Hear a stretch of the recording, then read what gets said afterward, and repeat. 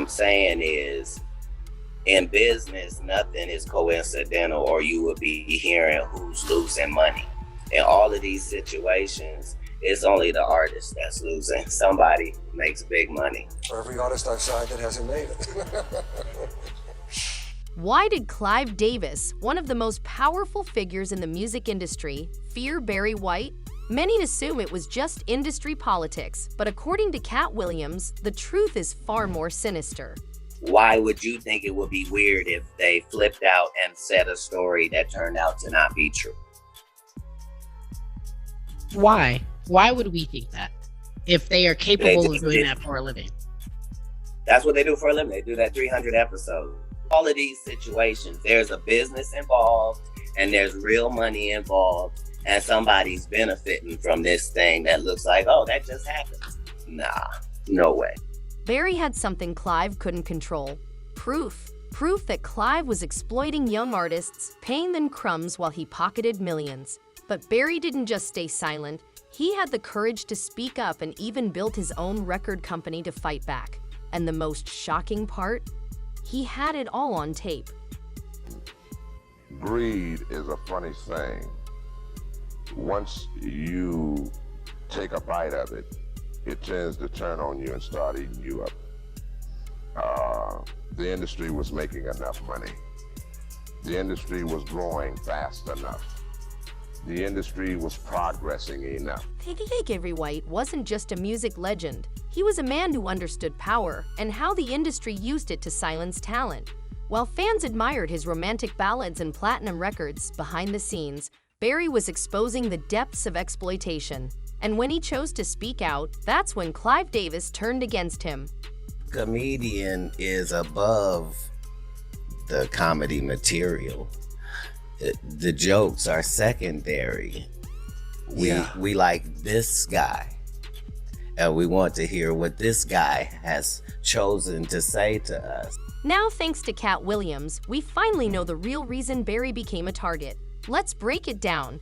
Everyone knows the entertainment industry is shady, and power players like Clive Davis often build their legacies on the backs of other people's talent.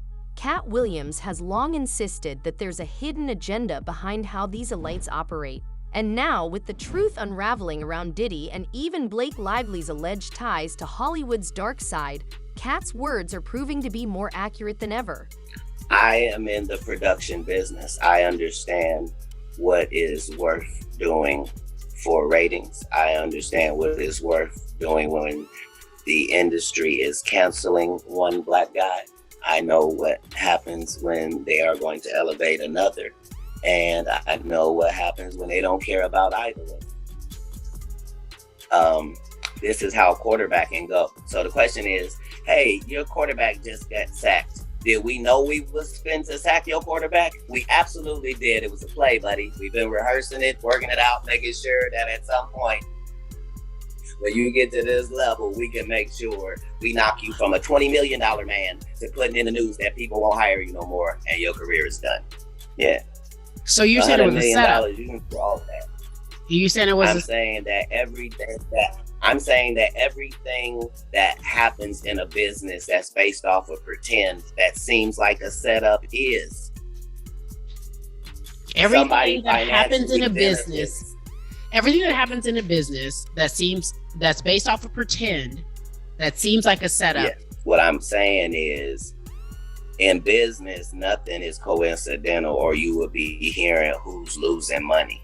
In all of these situations, it's only the artist that's losing. Somebody makes big money. When these rappers get killed, not incidental. Somebody made $100 million and now don't have to talk to that artist or none of their crew, don't have to validate none of their contracts. Now only got to deal with the mama, only got to see her once a year, and it's over. And the money goes up and up and up. So they killed this $20 million guy, but they reaped $60 million in benefits.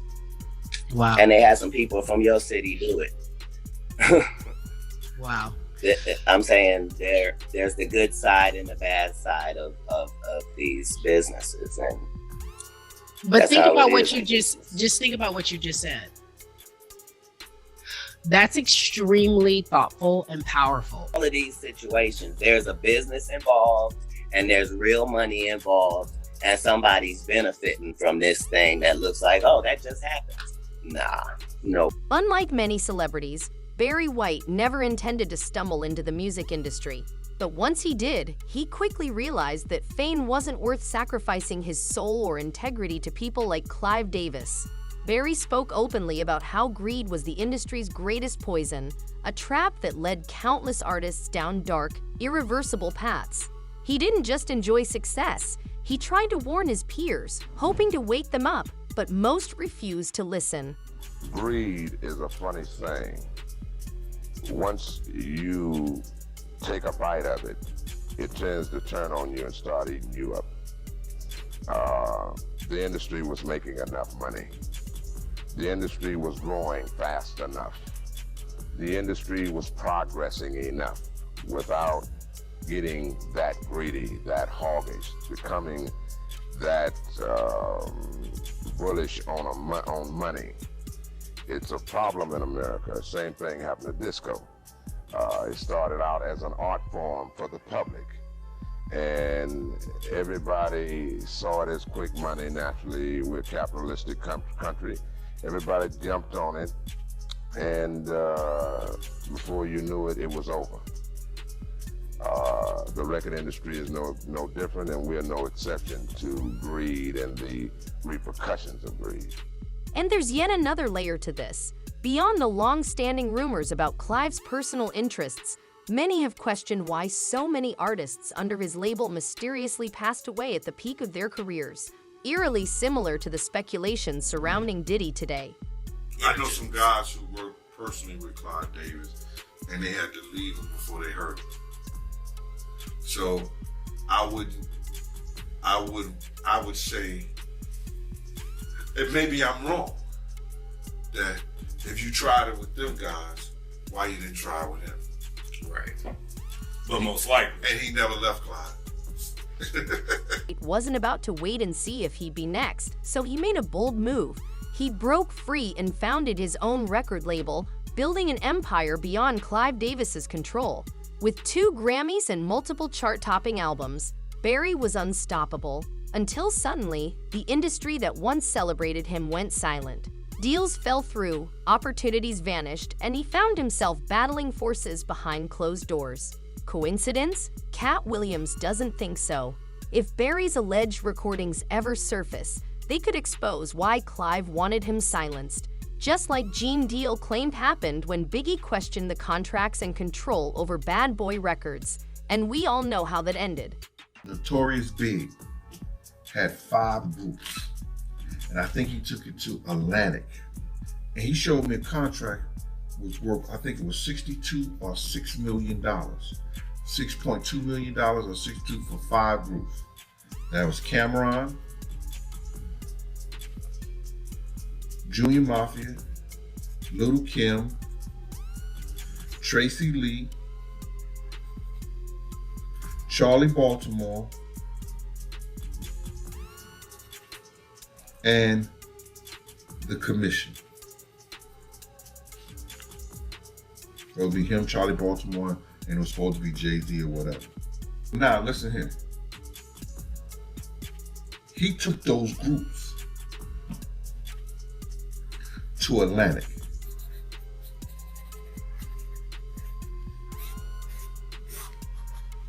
Not Arista. Not Clive Davis.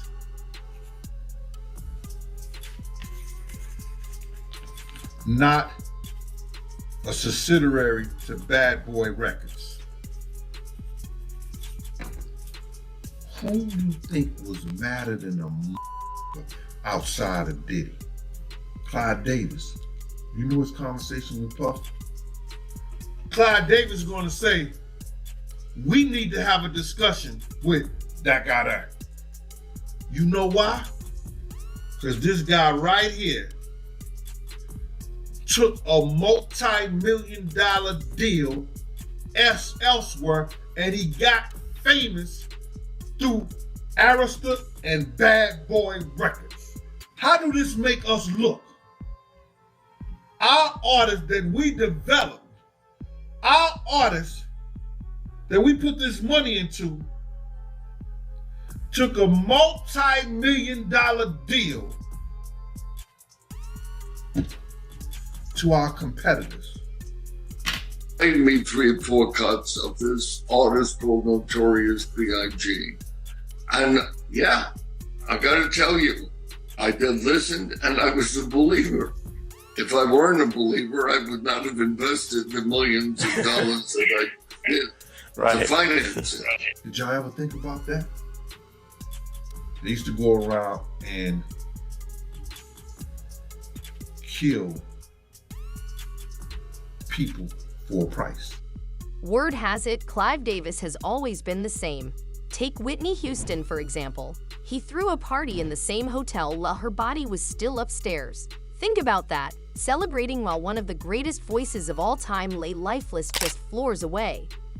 You were, I think, going to go to the Clive Davis party. Yes. It was a surreal event where Whitney's body was still in the hotel, and there was this sort of party where apparently half the room were in tears, the other half were kind of partying. What did you feel about that? I thought that was complete insanity. And knowing Whitney, I don't believe that she would have said, the show must go on. She was the kind of woman that would say, stop everything. I'm not going to be there. You know, I don't know what could motivate a person to have a party in a building where the person whose life he had influenced so enormously and whose life had been affected by her. So they were like, I don't understand how that party I had Clive Davis by pure chance in here on Friday night with Jennifer Hudson, and he obviously worshipped Whitney, and I think he must have gone through agony when he heard this news, knowing it was 2 or 3 hours till this event. Right. And I think he took the decision to turn it into a tribute to her. And I understand that. I mean, he obviously was wrestling with the right thing to do. That would have been right if it really was a true tribute, and and a true tribute, might have been a truer, a more honest tribute in my opinion, would have been maybe call everybody together, let's say a prayer, and let's eat dinner and go home. I couldn't get dressed. I was supposed to go to the party. I just got off a plane from Miami at about 5:30. As soon as I hit the tarmac, I found out. I heard, and I couldn't put on makeup. I couldn't get dressed. I couldn't do anything. I was paralyzed. I couldn't do it. Many believe that if Clive could do that to Whitney and still have people applaud him, it raises a bigger question. What else has he done that the industry stayed silent about? This wasn't just about power. It was about control. Clive Davis didn't just run the industry alone. He allegedly used Diddy as his enforcer, the face of the operation, while he pulled the strings from behind the scenes. He Diddy what to do. Absolutely. Who tells him? Clive Davis in the beginning. And according to Jaguar Wright, it goes even deeper. She claimed that Diddy's empire wasn't built on his brilliance, but on the backs of those kept in the dark, while Clive ensured they remained powerless. Wright even took it a step further, alleging that Clive and Diddy were more than just business partners, they were personally involved. Tells P. Diddy what to do. Absolutely. Who tells him? Clive Davis in the beginning. No, he didn't empower him. That a block. He gave him power. And all he had to do was diddle-dee-dee and diddle-dee-dum.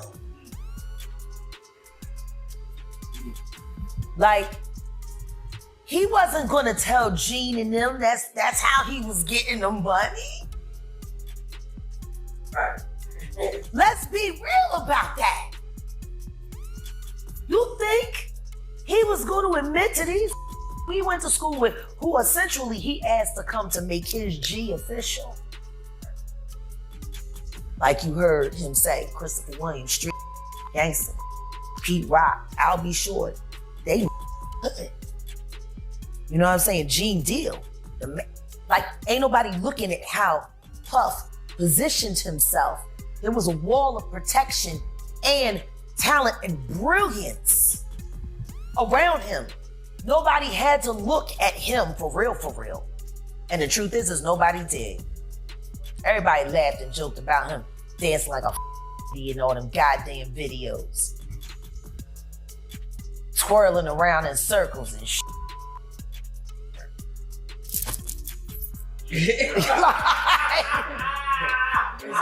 This wild. Like, you know. So I'm just saying. They didn't know. And he wasn't telling them. Industry insiders are now coming forward with receipts, exposing how countless artists, some you've never even heard of, were victimized by Clive Davis. These weren't just failed careers. They were deliberate takedowns, silencing anyone who refused to play by his rules. Listen to Luther Vandross's last 2 albums. You know, especially the song Dance With My Father. He was crying because he knew it was a wrap for him. He couldn't take it anymore. They knew it. Freddie Jackson was trying to tell people they wouldn't listen to him. You know. Kashif, same thing, was trying to tell people. They tried to get Kashif. And he wouldn't do it. Barry Manilow was one of the lures for Clive Davis at that time. Tried to get Kashif. You know? A couple other females too. But yeah, they tried to get him. They got Luther. Luther didn't want to, but they got him. Midway through his career. It wasn't at the beginning, but they got him. And because Luther and Whitney was cool. And Whitney found him. They tried to get Bobby. Bobby wasn't having it. Bobby wasn't having it. But like I said, you either in or you out. And them guys at New Edition was out. They was like, I ain't doing that. And that's why you seen all these other bands coming in. But through God and perseverance, who's still here and who ain't. When someone as powerful as Clive Davis allegedly won't hesitate to eliminate threats, it's no surprise that Barry White's defiance came at a cost.